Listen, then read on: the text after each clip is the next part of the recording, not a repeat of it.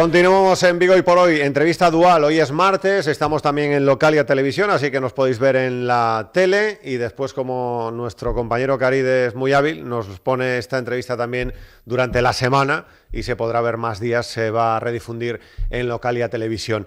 Tenemos con nosotros a uno de los mayores expertos que hay en España en la lucha contra una de las adicciones que está siendo pues una de las lacras. Aquello de la tragaperra ya no es que haya pasado mejor vida, pero el juego, las apuestas online, las apuestas deportivas están ganándole la partida. Si os dais cuenta, en vuestro barrio, seguramente cerca de vuestra casa, pues ya han puesto alguno de esos locales para hacer las apuestas deportivas. ¿Hay alguna estadística? Él tiene más, además ya me han dicho uno de sus compañeros que es una calculadora, así que nos va a dar más datos, pero para que os hagáis una idea, los españoles en el 2015 se jugaron unos 5.000 millones de euros en apuestas deportivas.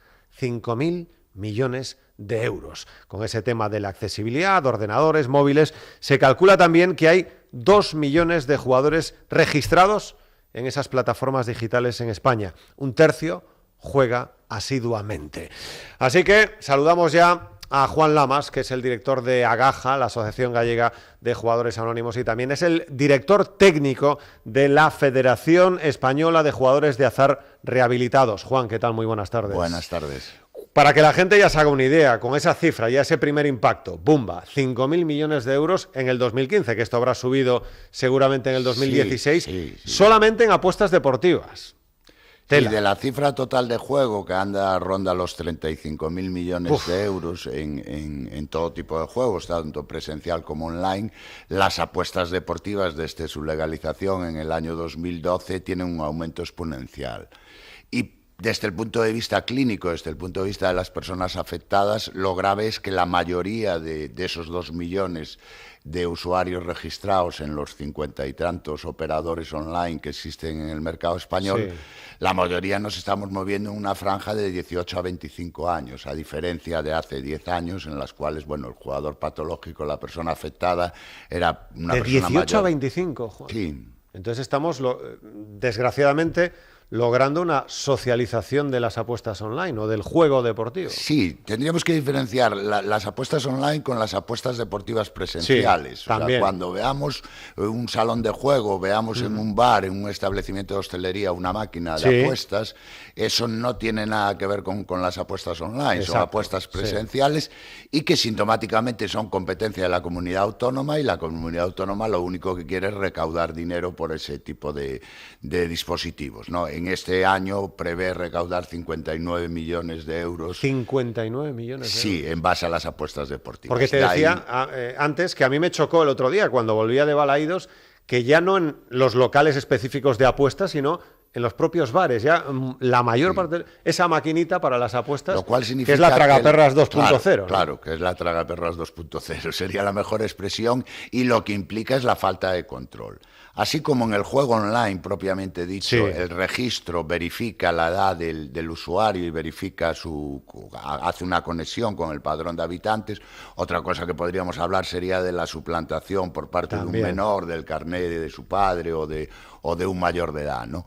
Pero en cambio en las apuestas deportivas establecidas en locales de hostelería no hay ningún tipo de fiscalización. Quiero decir, el camarero, el dueño de un bar no es un policía para verificar que la persona que está jugando tiene más de 18 años, ¿no? Entonces lo grave es que hay menores que, aunque legalmente y teóricamente no podrían jugar, ya están accediendo a estas apuestas, ¿no? Claro. Y a continuación acceden a la parte online, quiero decir, porque el problema de la accesibilidad y el problema del caudal adictivo de los juegos viene dado porque en estos momentos, en la ruleta nacional en la cual vivimos, es decir, podemos jugar 24 horas a 17 juegos distintos y con apuestas continuas y cambiantes.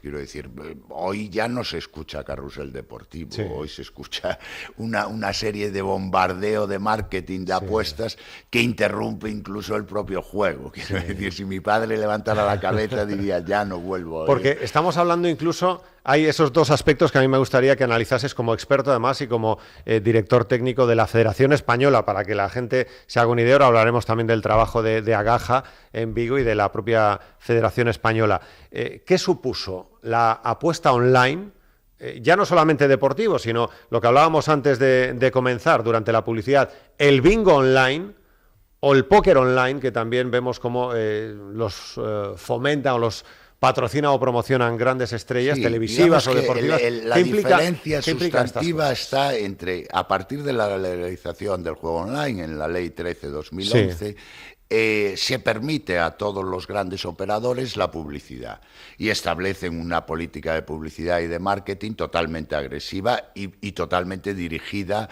a los posibles usuarios. Y los posibles usuarios del mundo digital son los nativos digitales. Quiero decir, nosotros ya nos quedamos fuera, nos quedamos en la parte analógica. Entonces, de ahí viene la utilización de grandes deportistas que hasta ahora eran un modelo de perseverancia y de esfuerzo diario, como puede ser el caso de Rafa Nadal, que de pronto aparece, bueno, pues jugando al póker con un móvil y arrastrando a multitud de gente, ¿no? No digamos nada de las camisetas de los equipos deportivos con Cristiano Ronaldo, con publicidad de operadores online, lo cual lleva, bueno, pues a que mi hijo, que tiene 12 años, pues quiera ver y quiera curiosear. A partir de la curiosidad y de los propios enganches que tiene cualquier tipo de juego, desde la máquina tragaperras al juego online, pues van a producir una reiteración en esa actividad. Y sin salir de casa. Y Juan, sin salir de ese casa. Es el problema también, y a las 3 de la mañana. Y con un móvil, con una tablet, o sea, con una diferencia de apuestas en la cual, bueno, pues ya no apostamos a que se gane o se pierda, sino que apostamos y lo mete con la cabeza después de un córner en el minuto impar o minuto par. Es decir, y eso es un bombardeo continuo que lo que produce en una persona que ya esté realizando esa actividad son unos niveles de ansiedad asombrosos y que vaya cambiando la apuesta. Y entonces la pérdida va a venir ahí, tengo que recuperar lo perdido.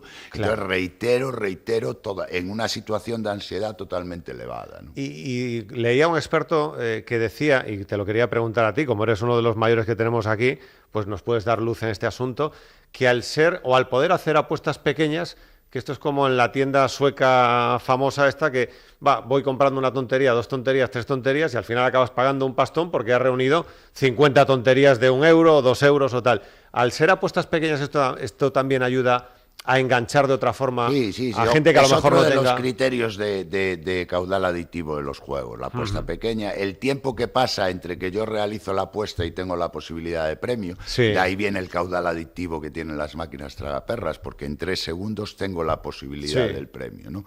Y realizo una apuesta relativamente pequeña, en estos momentos de 20 céntimos de euro, ¿no? Bien, en el juego online pasa exactamente lo mismo. Yo empiezo con una apuesta pequeña. Yo siempre pongo un ejemplo. Cuando era joven, y ya pasaron algunos años, empezaba a jugar al cinquillo, empezaba a jugar al póker presencial, y siempre empezábamos con 1 peseta o con 5 pesetas. Solo hay que ver en el desarrollo de esas partidas cómo empieza a aumentar los botes y cómo se empiezan a perder unas cantidades que ni siquiera tienes. Y después ahí tendríamos que analizar conjuntamente las posibilidades de seguir repitiendo la apuesta. Lo enlazo con el tema de los créditos rápidos, con nocturnidad y alevosía a las 3 de la mañana, que en 15 minutos tienes la posibilidad de tener 300 euros en tu cuenta corriente o en tu bolsillo. Todo esto que está metido en el mismo saco, lo que va a propiciar es que te mantengan en ese estado de ansiedad y por lo tanto configures una situación. Es que tú has hablado de ansiedad, ¿no? Marcado todo esto y sobre todo para ganar más, si te va bien la cosa, o para recuperar lo perdido. Claro. O sea, estás en ese ambiente de tensión. Los procesos de enganche son ahí, quiero decir, en la reiteración de una conducta. ¿Cómo logro la reiteración de esa conducta? Bueno, pues a base de publicidad, a base de reclamos, a base de bonos, de que te doy 10 euros, la primera apuesta no la pagas, que después eso nunca es verdad, pero bueno, es decir, ahí voy enganchando, voy un caudal. Es importante señalar que este sector también está presente en las redes sociales. También. Es decir, cuando vemos Facebook o vemos Instagram o vemos algún tipo de red social en la cual se nos están ofreciendo juegos que en principio no llevan una cantidad económica, hablo del parchís, hablo de juegos de guerra, eso va a acabar en fidelizar esa costumbre y conseguir atraparte para que pases al juego online, ¿no? Ya con dinero, ¿no? Cuando leí esta estadística, yo quería preguntártela a ti, a ver si esto, cuando hablamos de origen, los niños gallegos están a la cabeza en el uso de Internet lejos de la supervisión paterna. Noticia del 8/1/2017. Juan, ¿Por aquí se empieza o por aquí se puede empezar? Ahí lo que se establece es una brecha entre la edad de los gallegos, o sea, entre digamos, lo analógico que somos los gallegos con respecto a otros. O sea, la cifra no sería importante estar a la cabeza sin control paterno, sino, o sea, los mayores usuarios. Sería ver cómo tenemos la sociedad en Galicia, ¿no? Sí que es cierto que la implementación de Internet es más baja en Galicia que en el resto del Estado español, pero también es más cierto que digamos, los padres son mucho más analógicos en Galicia que en otras ciudades como puede ser Madrid o Barcelona, ¿no? ¿Qué conductas generan riesgo, Juan? ¿O cuándo hay que empezar a alarmarse? Lo digo ya que hablamos de familias, ya que hablamos porque seguramente no se reconocerá uno como jugador compulsivo. No, como todos los adictos se establece un proceso de autonegación de la patología, ¿no? Digamos que la diferencia está en la pérdida de control. O sea, cuando una persona comprueba las consecuencias negativas que una actividad le trae, y hablo de juego, como puedo hablar de alcohol o de compras o de cualquier otro tipo de adicción, pero en cambio no es capaz de abstenerse de realizarla, ahí es que la fuerza de la voluntad ya se perdió y quien está dominando es la propia sustancia, en el caso del alcohol, o la propia actividad en el caso del juego, ¿no? Vale. ¿Qué es lo que va a ver el entorno familiar? Bueno, si estamos hablando de juego de azar con apuestas, lo primero que vamos a notar es el descalabro económico, quiero decir. Y descalabro económico, no a lo mejor de toda la familia, pero en la economía del adolescente o del joven que esté jugando, se produce. Pero después también hay otra serie de síntomas, como es el aislamiento social, la utilización de la mentira, como es incluso la agresividad en el trato con sus padres o con su entorno familiar, la sensación de exclusión. Y bueno, y ya en casos con más tiempo podríamos hablar de la falta de sueño, del absentismo escolar, del absentismo laboral, de la comisión de pequeños delitos. Bueno, el adolescente que mete la mano en la cartera de la madre, que utiliza la tarjeta del padre, que se gasta todos sus ahorros sin consentimiento de los padres, ¿no? Todos esos detalles nos van a llevar a que tengamos que explorar si está ocurriendo algún tipo de situación anómala y que realmente le está haciendo daño a la persona en sí. Me acuerdo de un testimonio de una persona de estas habitual de la televisión, que era una chica que no le gustaba el deporte y reconocía, no me acuerdo cómo se llamaba, había sido una concursante, un reality, que decía que no le gustaba el fútbol, no le gustaba el baloncesto y que se levantaba a las 4, a las 5, a las 5:30, a las 6 de la mañana para ver cómo habían quedado los equipos de la NBA, porque incluso se había puesto a apostar en la NBA, porque ya era como que necesitaba apostar a todo, y a ver cómo han quedado los Hawks este partido, o sea que ya el nivel de necesidad de apostar que te arrastra también, cuando hablabas antes de la oportunidad de hacerlo durante todo el... antes, que eso es tremendo. Fuera de antena hablábamos de los salones y del efecto socializador que tienen estos salones, ¿no? Sobre todo en los jóvenes. Bien, si paseamos por Vigo adelante podemos ver unos salones, los cuales, primero, tienen una pantalla de 140 pulgadas. Segundo, normalmente la Coca-Cola es más barata. Más barata, sí. Bueno, pues si nosotros pasamos una tarde de que juegue el Celta en casa, veríamos a un grupo de adolescentes rondando los 18, sin poder definir si hay algún menor de edad, que están viendo el partido de fútbol y que cada 5 minutos hay una persona de ese grupo que se levanta, realiza una apuesta en la máquina y vuelve. Esa propia apuesta sirve de coloquio entre ellos y de meterse entre los jóvenes unos con otros, que eres muy malo, que no... Claro, ¿cuál es el problema? Cuando vemos que el que se levanta siempre es el mismo o cuando vemos que no están apostando a ese partido, están apostando a una carrera de galgos en Australia o a la tercera división griega, que no saben si es verdad, si eso está grabado. ¿Por qué? Porque les están diciendo que la probabilidad de premio es 500-1, mientras que decidir si gana el Celta o el Málaga es 2-1. Claro. Bien. Si cada uno de nosotros nos planteamos en esa situación y en ese escenario, lógicamente llegaría un momento en que probaríamos. Claro.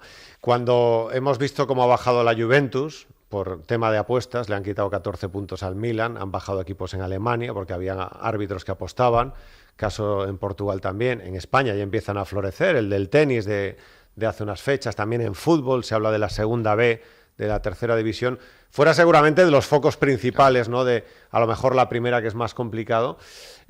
Claro, es que ahí es cuando uno se da cuenta del dinero que puede generar este negocio, ¿no? Claro, es que pensemos que el juego es el impuesto más dulce que pagamos todos los españoles, quiero decir, empezando por la Lotería Nacional y por todos los sorteos de la lotería. Entonces se mueve mucho dinero, quiero decir, mucho dinero y muy jugoso. Y en algunos casos con ese índice de probabilidad de premio o de apuesta, quiero decir, pues cualquiera puede mancharse las manos, claro. Y ahí entra la Federación Española de Jugadores de Acer Rehabilitados, o AGAJA, como salvadores. ¿Qué cifras podemos estar hablando, Juan, de personas que buscan ayuda después de reconocer o de darse cuenta, o los familiares darse cuenta, de que tienen un serio problema? Diríamos dos partes. Según el último estudio de prevalencia de la Dirección General de Ordenación del Juego, las personas afectadas en el Estado español serían el 1% de la población. Estamos hablando de 480.000 personas afectadas directamente. A esto habría que multiplicarlo por 2, porque los familiares también resultan afectados y también necesitan un tratamiento. Por supuesto, tanto FEJAR como AGAJA en Vigo no atiende a este número de gente porque la gente, digamos, necesita un periodo de latencia para que reconozca su problema. La federación está compuesta por 23 centros de tratamiento repartidos por todo el Estado. Y en estos momentos, en este año, a principios de enero, se atienden más o menos a 14.000 personas con sus respectivos familiares, ¿no? La federación lleva 25 años funcionando, AGAJA lleva 27, se fundó en el año 90. Tuve el placer y la constancia de ser uno de los socios fundadores de la Asociación Gallega. Y a lo largo de todos estos años hay más de 4.000 personas que pasaron por AGAJA. Quiero decir, en Vigo, que podríamos estar hablando de... ¿De cuánta gente, Juan, más o menos? Podemos estar hablando de 2.000, 3.000. Digamos que una población, si hablamos del área metropolitana, ahora que está tan de moda, vamos a hablar de 5.000 personas. 5.000 personas. 5.000 personas afectadas. Bien, 5.000 personas que nosotros tratamos, pero en 25 años, quiero decir, y esas 5.000 personas serían a fecha de hoy, ¿no? Entonces, hay mucha gente que aún tiene un verdadero perjuicio por acudir a un centro de tratamiento. Sí que es cierto que en estos momentos la ludopatía, la adicción al juego, ya no es considerado un vicio como años atrás, digamos, ya hay una propensión por parte de los familiares, y en eso también humildemente habéis hecho un trabajo, una labor didáctica importante. Sí, señor. Y entonces, digamos, los números van alcanzando ese tope, pero yo lo que me gustaría destacar, y enlazando con lo que hablamos antes, es que el análisis de los pacientes que tiene AGAJA en estos momentos nos lleva a una diferenciación de edad muy llamativa. Quiero decir, nosotros teníamos pacientes de 50 años, con 7 años jugando y con un gasto en el juego enorme, y en estos momentos tenemos pacientes de 20 años que llevan un año y medio jugando y que ya configuran una situación problemática que hay que atajar, ¿no? ¿Se puede salir? Sí. Se debe salir, pero ¿se consigue salir? Se puede salir, sí. ¿Cuáles son las directrices a seguir y que esas pautas que tienen que cumplir y que son importantes, Juan, que se tengan en cuenta? Los centros de tratamiento de FEJAR tienen un programa, un protocolo de tratamiento que dura entre 1 año y medio y 2 años, con terapias de grupo y con terapias con profesionales, con psicólogos, en la cual, el objetivo terapéutico es la abstinencia a todo tipo de juegos. Hay que pensar que cuando uno configura una adicción, nunca va a poder jugar con control, como el fumador, o sea... podrá haber uno. Eso del fumador social, que tanto se dice, Juan, ¿no? Sí. O sea, un adicto al tabaco, y ahí me incluyo, quiero decir, nunca se puede proponer, a ver si consigo fumar 1 o 2 al día, no. O lo deja radical o no lo deja. Porque después lo que podrá haber serán recaídas, ¿no?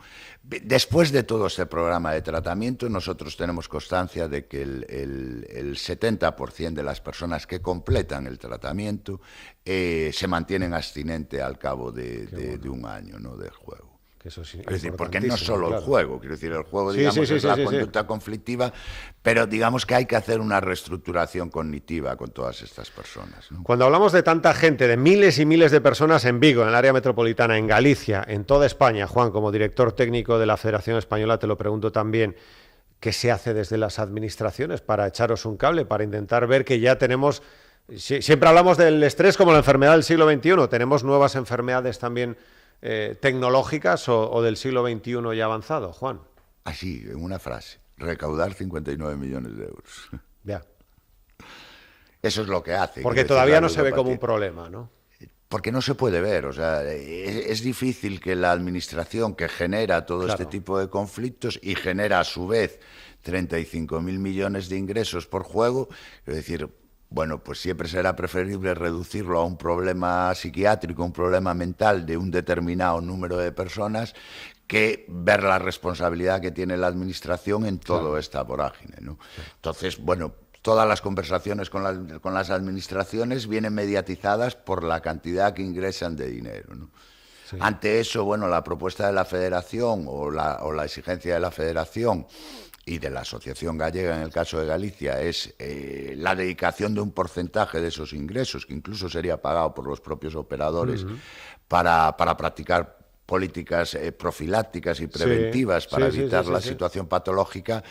Pero digamos que esa es una puerta que les cuesta mucho abrir, porque entonces tendrían que adoptar otra serie de medidas. El tema del juego en vivo, Juan, también a lo mejor ponerle coto a esto podría ayudar. El presidente de la Federación Española de Tenis, cuando surgió el caso hace un mes y pico, en casos menores, porque eran tenistas de no reputado nombramiento o ranking y tal, pero bueno, que eran tenistas que algunos de ellos se movían incluso en torneos de 10.000, que decían, claro, es que si vas a jugar un 10.000 a Rumanía, te sale caro si avanzas. O sea, si ganas, tienes que pagar. Y si no ganas, pues a lo mejor te sale a pre. Y decía, no, es que hay torneos en los que están el padre, la madre, el entrenador y gente con tablets, móviles y ordenadores. Claro. Y decía el presidente, es que eso lo vi yo. A lo mejor no sé si acotar el juego en vivo. Claro, cuando se hizo la regulación del juego online, en concreto de las apuestas deportivas, dentro de las aportaciones que realizó la Federación Española fue que las apuestas fueran terminales. Quiero decir, que yo antes del comienzo del partido pudiera apostar a que ganaba el Celta o ganaba el Deportivo, pero que en el medio no hubiera apuestas en vivo. Porque eso yo lo viví hace muchos años, en concreto con el deporte de la pelota vasca. Es decir, asistir a un frontón de pelota vasca en el cual puedes estar cambiando continuamente tus preferencias y tus apuestas. Es decir, lo que mueve muchísimo dinero antes, en Euskadi y en Miami, en Florida. Muchísimo dinero. Sí. Pero eso provoca que la excitación que te lleva en ese momento y que como te dan esa posibilidad de ir cambiando, pues esto es lo mismo trasladado al juego online, ¿no? Claro. Incluso, tú fíjate los intereses o digamos la pretensión que tienen. ¿Por qué Loterías del Estado establecen las terminales telemáticas en sus establecimientos? Porque, bueno, yo lo recuerdo, quiero decir, la quiniela de fútbol, el jueves se cerraba, tenías que ir al bar, te ponían aquel sellito con la goma, y tal, y desde el jueves al domingo tenías que esperar. Quiero decir, con lo cual el caudal adictivo rebajaba mucho. ¿Qué es lo que pasa hoy en día? Que yo puedo realizar la quiniela o la bonoloto 3 minutos antes de la realización del sorteo, con lo cual estoy estableciendo las mismas pautas que tienen las máquinas tragaperras, con lo cual voy a conseguir enganchar a mucha más gente. Claro. Y eso es lo que hace la administración, quiero decir. ¿Qué es el Registro General de Interdicciones de Acceso al Juego, Juan? Es cuando una persona se da cuenta de que tiene un problema y solicita a la administración que en los sitios donde es obligatorio identificarse le prohíban la entrada. Es decir, tiene que realizarlo la propia persona a través de un impreso y al cabo de 4 días, cuando el impreso llega a la Dirección General de Ordenación del Juego, se traslada a todos los bingos, casinos y operadores online y a partir de ese momento, en el momento que teclees tu carnet de identidad, te saldrá una pantalla diciendo que no puedes acceder. Es una medida que se incorpora al tratamiento que realizamos en Agaja y en todas las asociaciones. El acceso a menores, antes hemos hablado de esa posibilidad. ¿Está regulado, está más controlado? ¿Hay preocupación por este asunto? No vuestra, que vuestra sé que la hay, pero de las administraciones, teniendo en cuenta que ya no tienes que ir físicamente a ese local de apuestas, sino que también en el bar de la esquina, el bar de tu amigo Manolo, de tu amigo Paco, de tu amigo... Porque fue también otra de las exigencias en nuestra comparecencia parlamentaria, la prohibición tasativa y tolerancia cero de que los menores pudieran jugar. En el juego online se estableció así, y como digo, si uno pretende registrarse en cualquier portal online de casa de apuestas, le van a pedir su DNI y le van a pedir su domicilio, y van a realizar una verificación automática en menos de 3 segundos con el padrón de habitantes y con el registro de interdicciones para ver si no está prohibido. ¿Qué es lo que pasa? Que eso trasladado a establecimientos de hostelería en la cual no hay ningún control, Sí. lógicamente ya nadie puede garantizar que un menor no juegue. ¿Cómo estamos con respecto a otros países de nuestro entorno, Juan? Bueno, somos el segundo o el tercer país del mundo en juego. Wow. Quiero decir, tenemos ese honor de ser una ruleta nacional en los primeros puestos del ranking. Es decir, hay otras legislaciones más permisivas. A ver, las apuestas deportivas, por ejemplo, en Inglaterra tienen mayor presencia, tienen más presencia que en el Estado español. Pero, en cambio, la Lotería Nacional o otro tipo, por ejemplo, la ONCE o los cupones y la lotería en Italia o en Portugal tienen una presencia muy grande. Pero en el conjunto de toda la actividad de juego, España tiene ese honor. Podríamos fijarnos en otro tipo de legislaciones. Estoy pensando en la legislación de los países nórdicos, quiero decir, cual lo tienen muy regulado. Pero lo que es importante es, aún reconociendo el juego como actividad económica y consustancial con el individuo y sin ningún problema para que se realice por parte de la población, debería incidir la Administración, como garante de la salud, en la preocupación por las personas afectadas. Quiero decir, bien, recaudemos 35.000 millones, pero sabemos que esto tiene para un porcentaje de la población unas consecuencias negativas. Derivemos parte de ese dinero. Claro, entonces atendámoslo y consigamos reducir los índices de prevalencia. Que sería muy importante. Ya para ir terminando, Juan, ¿qué consejo le darías a esos padres que lo están viviendo? Porque me llama la atención que muchas veces decís, ¿no?, que se convierte en un mentiroso compulsivo, de no sé, el dinero para la excursión o lo que sea o tal, los problemas que pueda haber derivados. ¿Qué consejo les darías a esos padres que puedan detectar, o esos familiares que puedan detectar, porque padre o pareja o lo que sea, que hay un problema en esa casa, o que pueda haber un problema en esa casa? Yo lo dividiría, quiero decir, en el caso del juego de azar y en el caso de un adulto, vamos a dejar de enjuiciar. Quiero decir, hay unas consecuencias negativas de descalabro económico, de desestructuración social, pero normalmente la familia, la pareja, en este caso, lo que intenta es chantajear, lo que intenta es: me vas a matar a disgusto, lo que intenta es enjuiciar, si me quieres no lo hagas. Todo este tipo de cosas que no reaccionan en el afectado, ¿no? Vamos a partir de una comprensión de que tienes un problema y a partir de no admitirle ninguna de sus justificaciones ni ninguna de sus mentiras, derivarlo a un centro de tratamiento, sea a través de la sanidad pública o sea a través de los centros específicos de tratamiento. Y, digamos, manifestarle claramente que el único apoyo que va a tener es para ocupar esa vía. Es decir, que ya no nos vamos a tragar, ya no vamos a pagar sus deudas. Quiero decir, yo recuerdo a los padres que llegan, es que verdad, llevo años y claro, para que no se enterara, para solucionarlo, le pagué las deudas, con lo cual lo único que consigue es que él vuelva a seguir jugando, ¿no? Entonces hay que establecer el conflicto doloroso en un momento determinado y ofrecerle el apoyo terapéutico y el apoyo de salida. Pues Juan Lamas, muchísimas gracias por estar aquí con nosotros. Hemos aprendido un montón de algo que está en el día a día de todos nosotros y que queríamos conocer un poco más en profundidad. Eso de no, yo solo juego unos eurillos en unas apuestas, pero yo controlo. Esto que se decía de toda la vida, ¿no? De todo, con cualquier adicción, yo controlo, pero que es importante conocer. Y cerramos con esa cifra, 5.000 millones en 2015 en apuestas deportivas y 35.000 millones, ¿no, Juan? Total. Que se mueven en este país en las apuestas y en los juegos. Muchísimas gracias, Juan, por estar aquí con nosotros. Gracias por acompañarnos. Despedimos en Localia y volvemos en la radio en unos instantes. Hasta ahora, gracias.